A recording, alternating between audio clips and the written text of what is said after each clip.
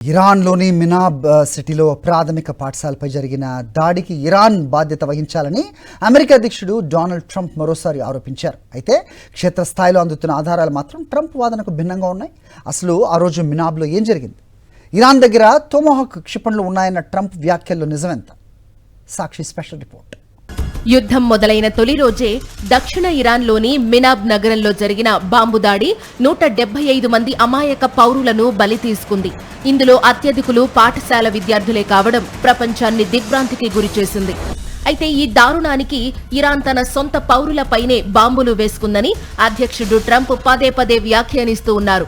మయామిలోని తన గోల్ఫ్ క్లబ్లో జరిగిన విలేకరుల సమావేశంలో మాట్లాడిన ట్రంప్ ఇరాన్ దగ్గర కూడా టొమాహాక్ క్షిపణులు ఉన్నాయని, అది చాలా సాధారణ ఆయుధమని వ్యాఖ్యానించారు. ఇరాన్ క్షిపణులకు గురి లేదని, అందుకే పొరపాటున పాఠశాలపై దాడి జరిగి ఉండవచ్చని ఆయన అభిప్రాయపడ్డారు. కానీ న్యూయార్క్ టైమ్స్ విశ్లేషించిన వీడియో ఆధారాలు మరో కోణాన్ని ఆవిష్కరిస్తున్నాయి. ఫిబ్రవరి 28న మినాబ్ పాఠశాల పక్కనే ఉన్న నౌకాదళ స్థావరాన్ని తాకింది అమెరికా తయారీ టొమాహాక్ క్రూయిజ్ క్షిపణి అని స్పష్టమవుతోంది. ఇక్కడ గమనించాల్సిన విషయం ఏంటంటే టొమాహాక్ క్షిపణులను అమెరికా అభివృద్ధి చేసింది. ఇవి కేవలం ఆస్ట్రేలియా, బ్రిటన్, అమెరికా దగ్గర మాత్రమే ఉన్నాయి. ఇరాన్ దగ్గర తన సొంత క్రూయిజ్ క్షిపణులు ఉన్నప్పటికీ వాటి ఆకృతి టొమాహాక్ కంటే భిన్నంగా ఉంటుంది.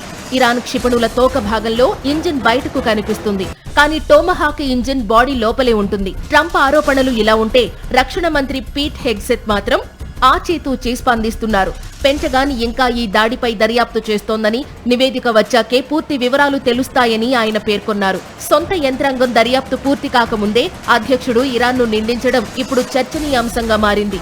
ఈ దాడుల వెనుక ఉన్న అసలు దోషులు ఎవరు? అమెరికా ఆయుధమే అక్కడ ప్రయోగింపబడితే దానికి బాధ్యత ఎవరిది? పెంటగాన్ ఇచ్చే తుది నివేదిక కోసం ఇప్పుడు ప్రపంచం ఎదురు చూస్తోంది.